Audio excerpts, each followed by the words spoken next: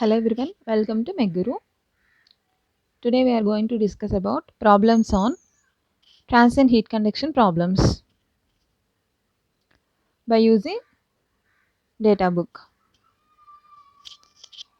So question చూద్దాం first. A 15 mm diameter mild steel sphere K equal to 42 watt per meter degree centigrade is exposed to cooling air flow at 20 degrees centigrade, resulting in the convective coefficient H 120 watt per meter square degree centigrade.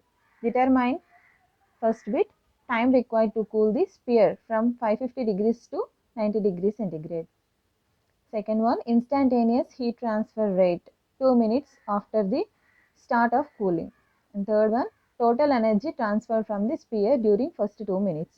For mild steel, take rho equal to 7850 kg per meter cube, specific heat equal to 475 joule per kg degree centigrade and alpha equal to 0.045 meter square per second. So ఇదండి.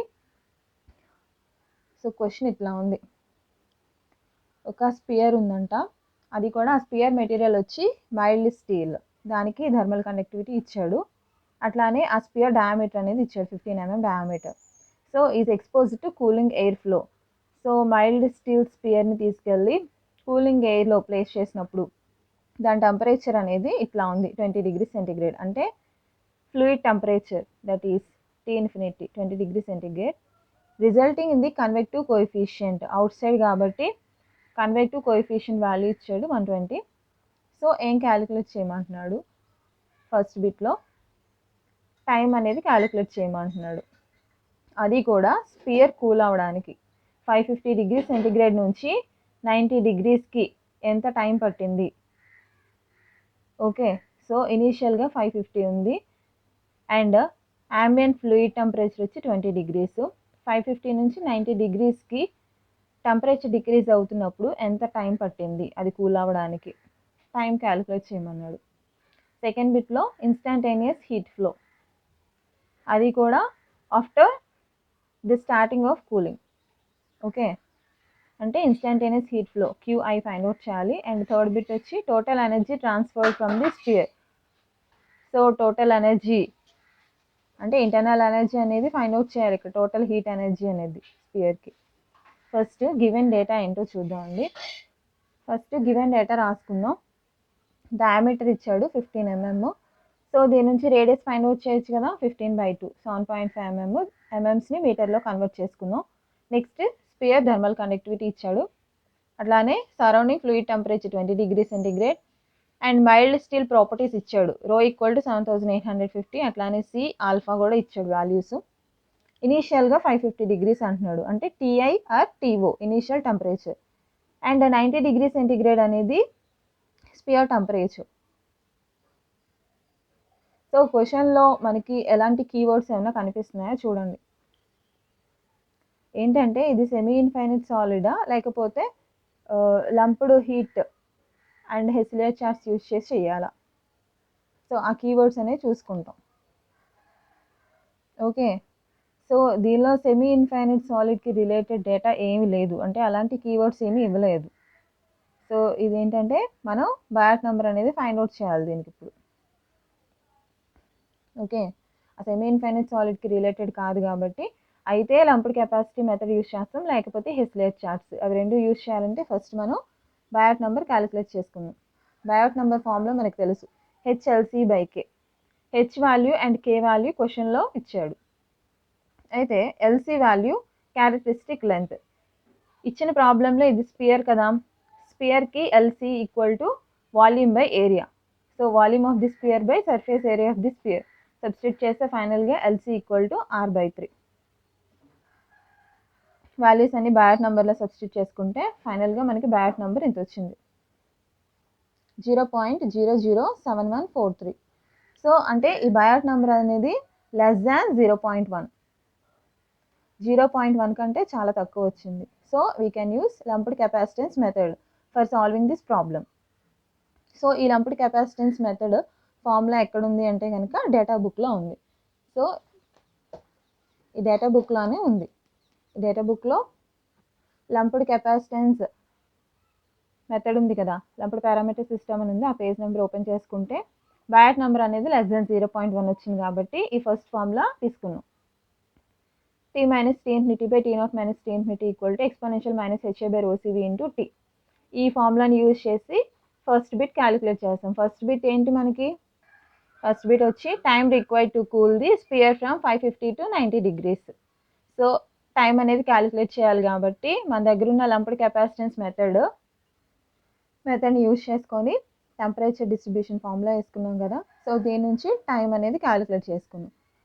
So ఈ అన్ని values మనకు తెలుసు. Tea అంటే క్వశ్చన్లో ఇచ్చారు 90, tea infinity అంటే 20, tea initial 550, tea infinity 20. అలానే హెచ్ అనేది convective heat transfer coefficient value 120 ఇచ్చాడు. ఏ బై వి అంటే area of the spear 4πr², అలానే వాల్యూమ్ ఫార్ములా వేసుకుంటాం. రో ఇచ్చాడు, సి ఇచ్చాడు. ఫైనల్గా అన్ని వాల్యూస్ దీనిలో సబ్స్టిట్యూట్ చేసుకుంటే టీ వాల్యూ ఇట్లా వచ్చింది మనకి 141.7 seconds. ఫస్ట్ బిట్ క్యాలిక్యులేట్ చేస్తాం. Coming to second bit, instantaneous heat flow అనేది ఫైండ్ అవుట్ చేయాలి. మనకి ఇన్స్టాంటేనియస్ హీట్ ఫ్లోకి ఫార్ములా తెలుసు, minus HA TI minus T infinity e power minus Biot number into Fourier number. So H area value అంటే 4πr² radius తెలుసు, T initial తెలుసు, T infinity తెలుసు. So ఇప్పుడు బ్యాట్ నెంబర్ కూడా ఫైండ్ అవుట్ చేసాం. Next Fourier number తెలియదు. So Fourier నెంబర్కి formula అయితే మనకు తెలుసు, ఆల్ఫా టీ బై LC². ఇక్కడ ఆల్ఫా వాల్యూ ఎల్సీ వాల్యూ కూడా క్వశ్చన్లో ఇచ్చాడు. రెండు సబ్స్టిట్యూట్ చేసుకుంటే ఫైనల్గా 7200 ఇంటూ టీ, ఇది అవర్స్లో ఉంది వాల్యూ. అయితే ఇక్కడ టీ వాల్యూ ఫస్ట్ బిట్లో ఫైండ్ అవుట్ చేసింది వేసుకోకూడదు, ఎందుకంటే వాడు ఇక్కడ 2 minutes అని చెప్పి 2 minutes దగ్గర ఫైండ్ అవుట్ చేయమన్నాడు ఇన్స్టాంటేనియస్ హీట్ ఫ్లో అనేది. సో ఆ 2 minutes, ఈ మినిట్స్ని అవర్స్లోకి కన్వర్ట్ చేసుకుంటాం, ఎందుకంటే ఇది అవర్స్లో ఉంది కాబట్టి. ఓకే, ఫైనల్గా 2 minutesని అవర్స్లో కన్వర్ట్ చేసుకుంటే 0.0333. ఫోరియర్ నెంబర్ కూడా క్యాలిక్యులేట్ చేసుకున్నాం. అన్ని వాల్యూస్ని ఇన్స్టాంటేనియస్ హీట్ ఫ్లో ఈక్వేషన్లో సబ్స్టిట్యూట్ చేసుకుంటే ఫర్దర్గా సింప్లిఫైడ్ చేస్తే మనకి ఇన్స్టాంటేనియస్ హీట్ ఫ్లో వాల్యూ ఇంత వచ్చింది, -8.1 watts.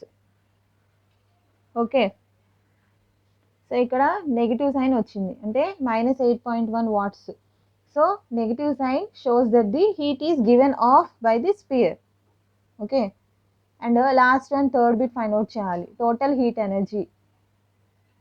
సో స్పియర్లో టోటల్ హీట్ ఎనర్జీ ఎంత ఫ్లో అవుతుందో ఫైండ్ అవుట్ చేయాలి. దీనికి కూడా మనకి ఫార్ములా తెలుసు, rho CV TI minus T infinity e power minus BIFO -1. So అన్ని వాల్యూస్ని దీనిలో సబ్స్టిట్యూట్ చేసుకుంటే ఫర్దర్గా టోటల్ హీట్ ఎనర్జీ అనేది ఇంత వాల్యూ వచ్చింది. ఓకే, ఇంకొక ప్రాబ్లం చూద్దాం ఈ మోడల్లో. A 50 cm into 50 cm copper slab 6.25 mm thick has a uniform temperature of 300 degrees centigrade. Its temperature is suddenly lowered to 36 degrees centigrade. Calculate the time required for the plate to reach the temperature of 108 degrees centigrade. Take rho value 9000 kg per meter cube, C value 0.38 kilojoule per kg degree centigrade, thermal conductivity 370 watt per meter degree centigrade, and H value 90 watt per meter square degree centigrade. So క్వశ్చన్లో ఏమంటున్నాడు, ఒక plate ఉంది, ఆ plate dimensions ఇచ్చాడు.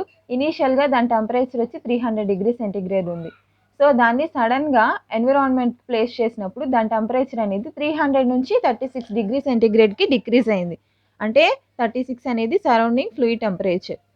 ఏం calculate చేయమంటున్నాడు, calculate the time required for the plate to reach the temperature of the 108. So ఇనీషియల్గా 300 ఉంది ప్లేట్ టెంపరేచర్, 300 నుంచి 108 degrees centigradeకి టెంపరేచర్ డిక్రీజ్ అవుతున్నప్పుడు ఎంత టైం పడుతుంది, ఆ టైంని క్యాలిక్యులేట్ చేయమంటున్నాడు. ఓకేనా, సో ఇది సెమీ ఇన్ఫైనైట్ సాలిడ్కి రిలేటెడ్ కాదు, అలానే టైం కాన్స్టెంట్ ప్రాబ్లమ్కి రిలేటెడ్ కాదు. అయితే లంప్డ్ కెపాసిటెన్స్ మెథడ్ యూజ్ చేస్తాం, లేకపోతే కనుక హెస్లే చార్ట్స్ యూజ్ చేసుకుని ఫైండ్ అవుట్ చేస్తారు ఈ టైం క్యాలిక్యులేషన్ అనేది. ఓకే, ఫస్ట్ గివెన్ డేటా రాసుకుందాం. దీనికి given data cross sectional area ఇచ్చాడు.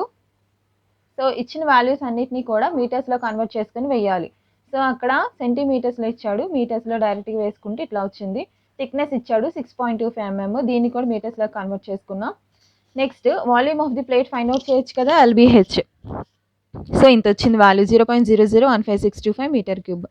నెక్స్ట్ ప్లేట్‌కి ఇనీషియల్ టెంపరేచర్ అని చెప్పి 300 ఇచ్చాడు. సడెన్‌గా దాన్ని ఎన్విరాన్మెంట్‌కి ప్లేస్ చేసినప్పుడు 300 నుంచి 36కి డిక్రీజ్ అయింది. అంటే fluid temperature T infinity or TA ఏదైనా అనుకోవచ్చు. నెక్స్ట్ 108 డిగ్రీ సెంటీగ్రేడ్ అనేది ప్లేట్ టెంపరేచర్ T. అట్లానే మనం తీసుకున్న ఆ ప్లేట్ మెటీరియల్ వచ్చి కాపర్ అంటున్నాడు. ఆ కాపర్‌కి ఆ మెటీరియల్ ప్రాపర్టీస్ ఇచ్చాడు. డెన్సిటీ 9000 అలానే specific heat transfer coefficient, thermal conductivity. So ఏం ఫైండ్ ఔట్ చేయమంటున్నాడు?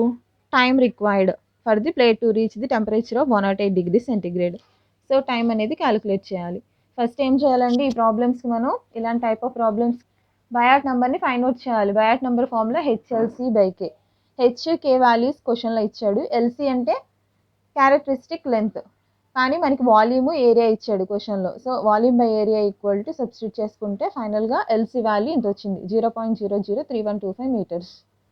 సో ఎల్‌సి వాల్యూ కూడా వచ్చింది కదా! బయాట్ నంబర్‌లో సబ్స్టిట్యూట్ చేస్తే ఫైనల్‌గా బయాట్ నంబర్ వాల్యూ 7.6 × 10⁻⁻4. సో ఈ వాల్యూ అనేది 0.1 కంటే చాలా తక్కువ. So here the value of Biot number is very small. Hence lumped capacitance method may be applied for this solution of the problem. So Biot number less than 0.1 వచ్చింది కాబట్టి lumped capacitance మెథడ్‌ని తీసుకుంటాం మనం ఇక్కడ. So lumped capacitance method again data బుక్‌లో తీసుకొని ఆ formula అనేది వేసుకుంటాం. ఓకే. లంప్డ్ కెపాసిటెన్స్ మెథడ్‌కి ఇందాకడ మనం ఆ ప్రాబ్లమ్‌లో చేసినట్టు ఆ డేటా బుక్‌లో ఆ పేజ్ నెంబర్ ఓపెన్ చేసుకుంటే ఈ ఫార్ములా అనేది కనిపిస్తుంది. సో దీని నుంచి టైం అనేది క్యాలిక్యులేట్ చేయాలి ఈ టైమ్.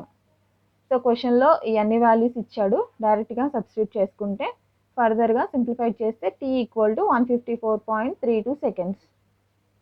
మీరు సొల్యూషన్ చేసినప్పుడు ఇక్కడ ఎల్ఎన్ఏ వేయాలి. లాగ్ వేయకండి. లాగ్ వేస్తే వేరే వాల్యూ వస్తుంది దీనికి. ఎల్ఎన్ వేసుకొని సబ్స్టిట్యూట్ చేసుకోవాలి క్యాల్కులస్‌లో. ఓకేనా?